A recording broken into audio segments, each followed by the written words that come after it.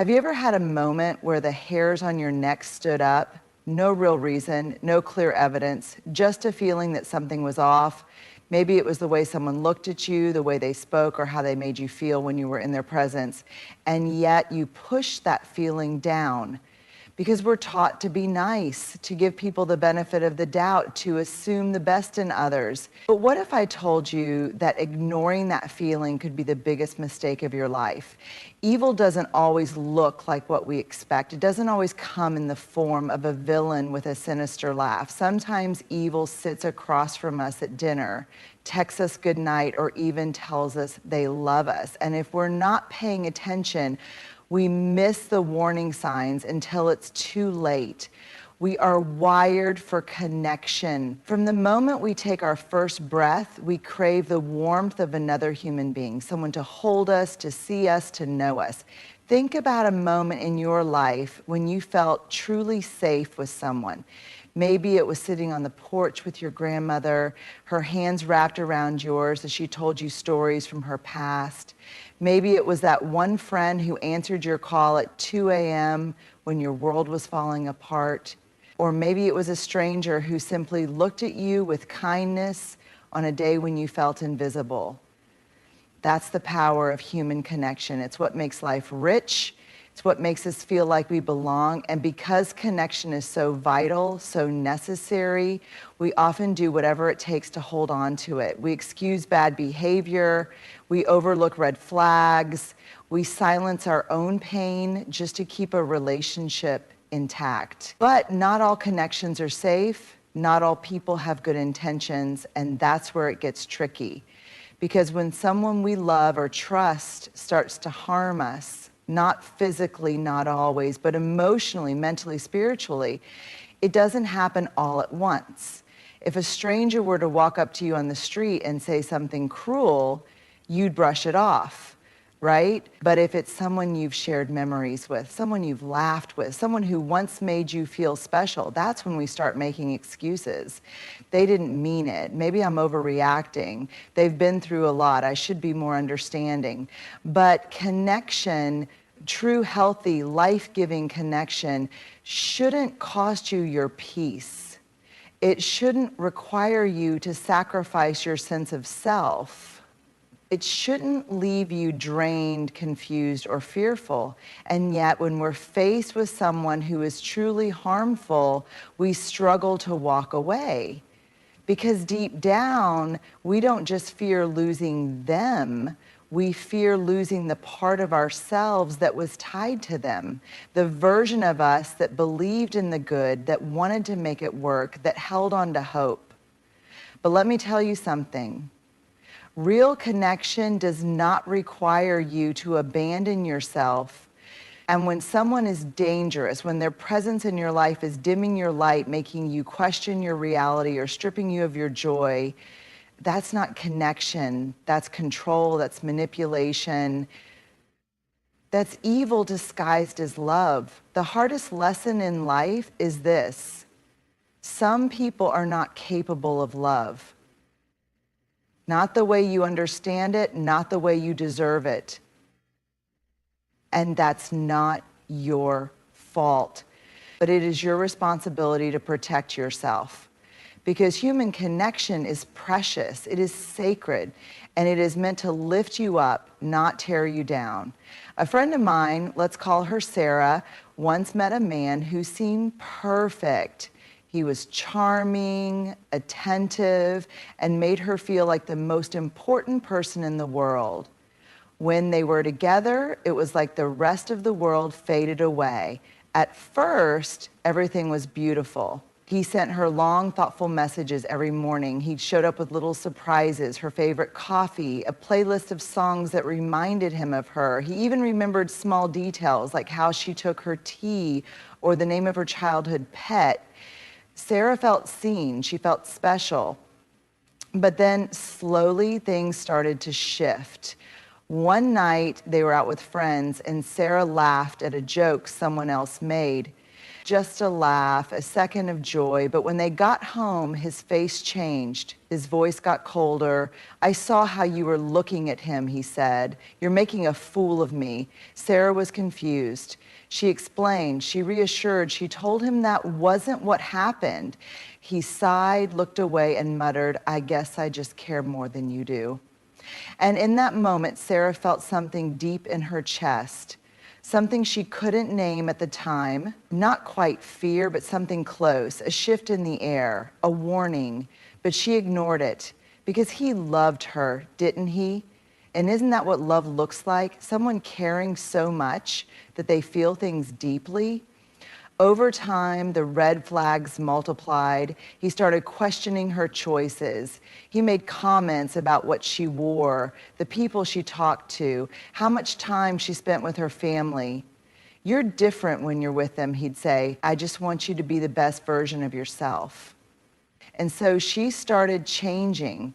She stopped laughing so loudly. She stopped wearing the dress he didn't like. She texted her best friend a little less. She learned how to tiptoe around his moods.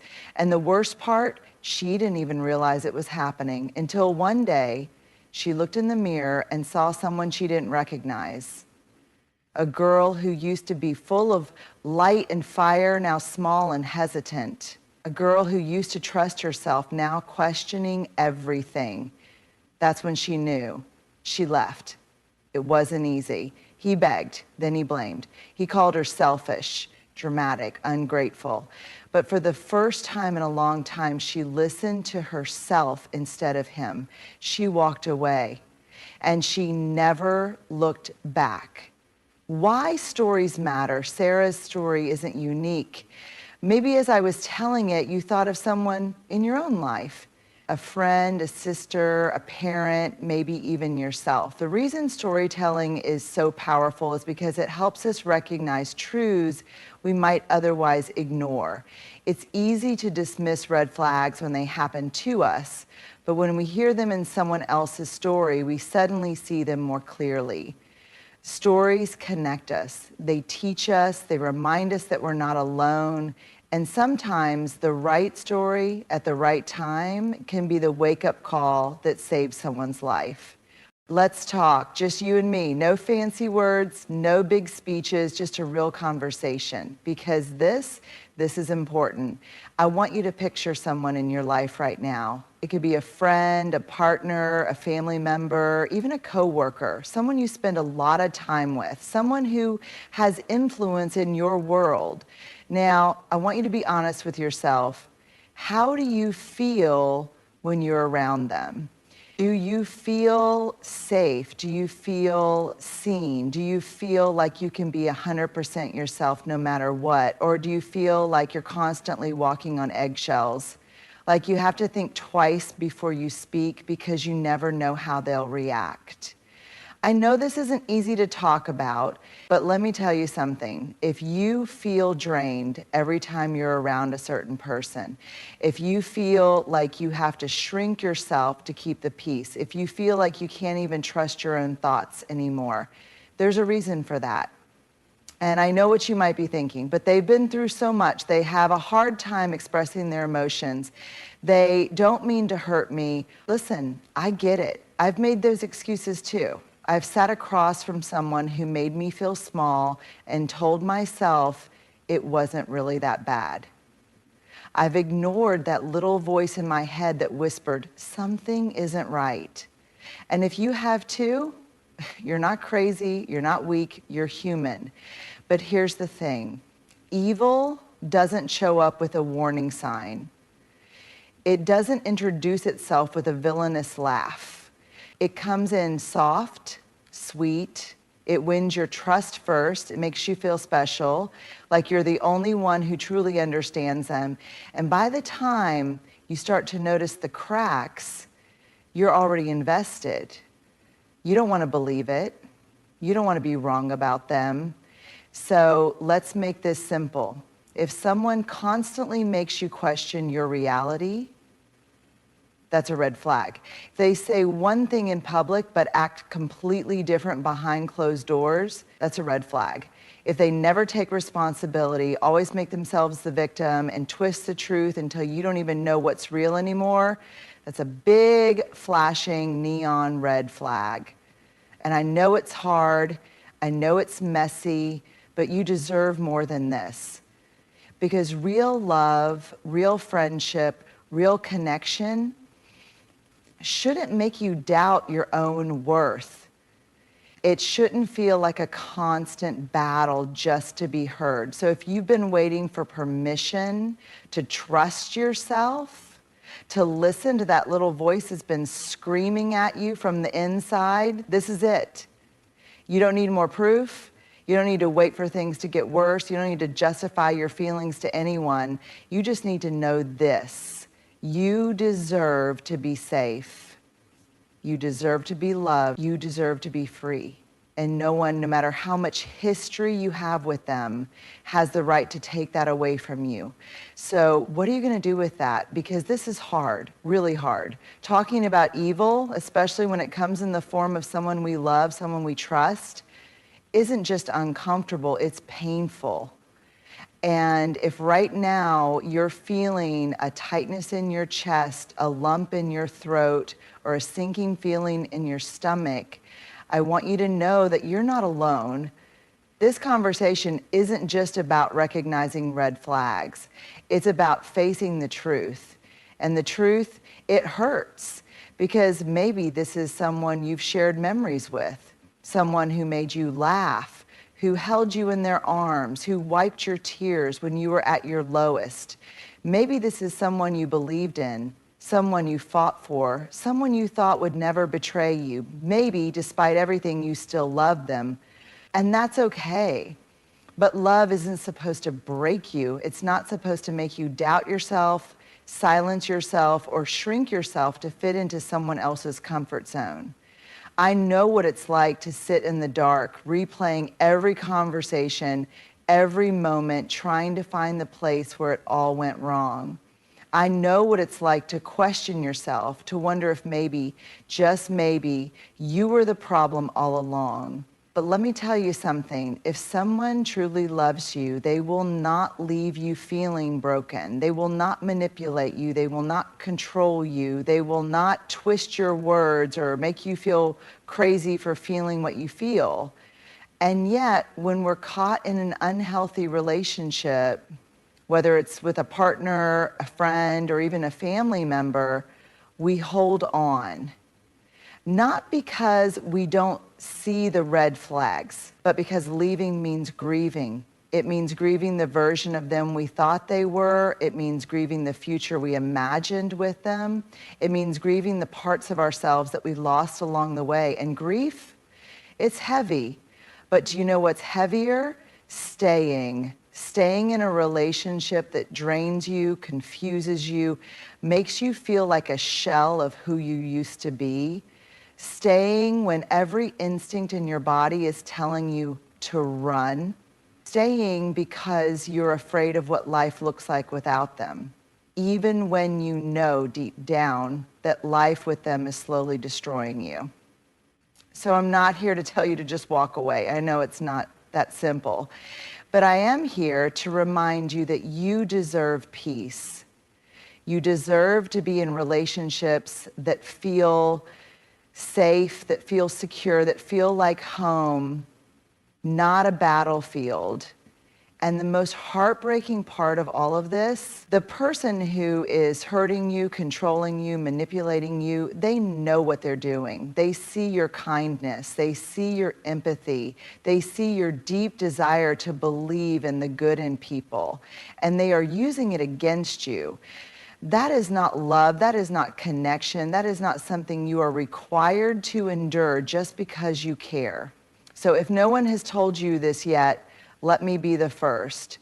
You do not have to stay where you are not valued. You do not have to love someone at the expense of losing yourself. You are allowed to walk away even if you still love them.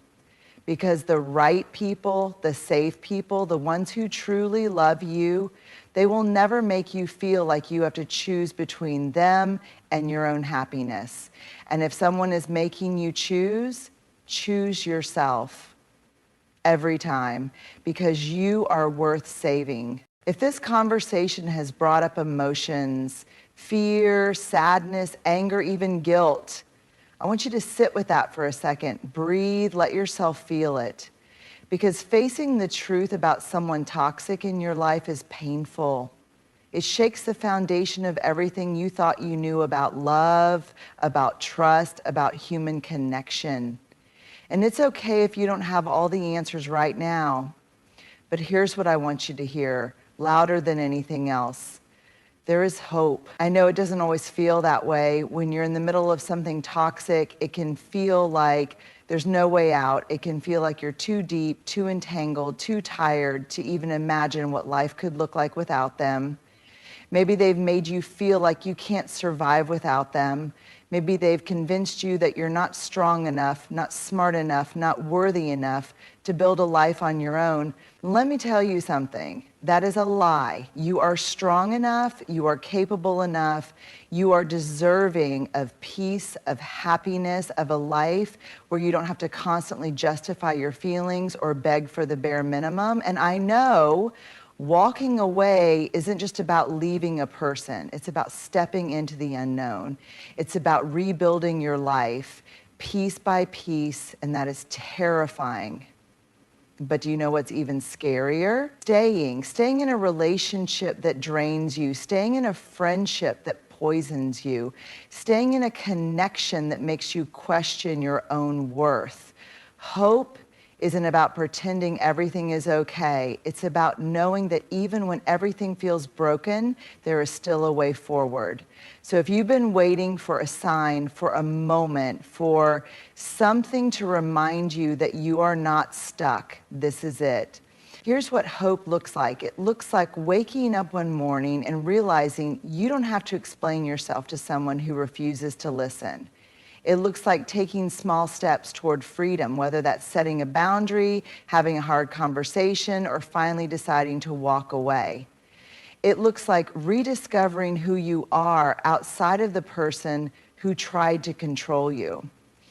And do you know what's on the other side of that hope? Power, your power, the power to take back your life, to decide right here and now that you are done shrinking, that you are done making yourself small to keep someone else comfortable, that you are done carrying the weight of a relationship that was never meant to be yours to hold alone.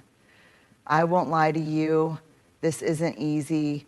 There will be days when you doubt yourself, when the loneliness creeps in, when you wonder if you made the right choice. But let me tell you what's waiting for you. Peace. The kind of peace that doesn't leave you second-guessing your worth. The kind of peace that allows you to wake up in the morning without a knot in your stomach. The kind of peace that comes from finally choosing you. And I promise you this, one day you're going to look back and see just how far you've come. One day you're going to wake up and realize that the person who once controlled you no longer has any power over your mind, your heart, your life. One day you're going to smile not because someone else gave you permission to, but because you finally feel free. That day is coming, and it starts with a choice. A choice to believe that you are worth more. A choice to trust yourself again. A choice to take one step, just one, toward the life you deserve. You are not trapped. You are not powerless. You are not alone. And if you take nothing else from this, take this. You have the strength to walk away. You have the courage to heal. And you have the power to build something beautiful for yourself on your terms, because your story is not over yet. It's just beginning. Courage is not the absence of fear. It's not about waiting for the moment when you feel completely ready, when all the doubts disappear, when the path forward is crystal clear. Because if that's what you're waiting for, you'll be waiting forever. Real courage, the kind that changes lives, the kind that sets people free, it happens in the middle of fear. It happens in the moment you decide that even though you're terrified, you're going to take a step forward anyway. It happens when you realize that the voice in your head telling you stay is not your intuition, it's your fear. It's the fear of loss, of loneliness, of stepping into a world where you don't yet know what comes next. And I get it, I do. The idea of leaving someone behind, even someone who has hurt you, can feel impossible because maybe they weren't always like this. Maybe you have memories, real ones, of them being kind, of them being soft, of them holding you when you were at your lowest. And maybe a part of you is still hoping, still believing, still waiting for that version of them to come back. But let me ask you this. How many times have they made you feel small? How many times have they twisted your words, made you question your reality, blamed you for their own behavior? How many times have you walked away from a conversation with them feeling exhausted, confused, or ashamed without even knowing why? And more than that, how many times have you forgiven them, hoping that this time would be different? I know this isn't easy to hear, but you need to hear it. They are not going to change, not because they can't, but because they don't want to.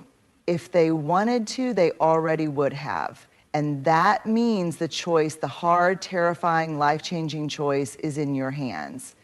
This is your call to courage, not the kind of courage that looks glamorous, not the kind that gets applause or admiration, but the kind that happens in the quiet moments. The courage to listen to the voice inside you that has been whispering, maybe even screaming, that something isn't right. The courage to stop making excuses for them. The courage to put yourself first, maybe for the first time in a long, long time. And here's what I want you to know about courage. It doesn't always feel good. Sometimes courage feels like heartbreak. Sometimes courage feels like sitting alone in your car, gripping the steering wheel, trying to catch your breath as the tears fall. Sometimes courage feels like waking up in the middle of the night, panicking, wondering if you made the wrong choice. But courage, real courage, leads to freedom. And I need you to hear this. You are worth the hard part.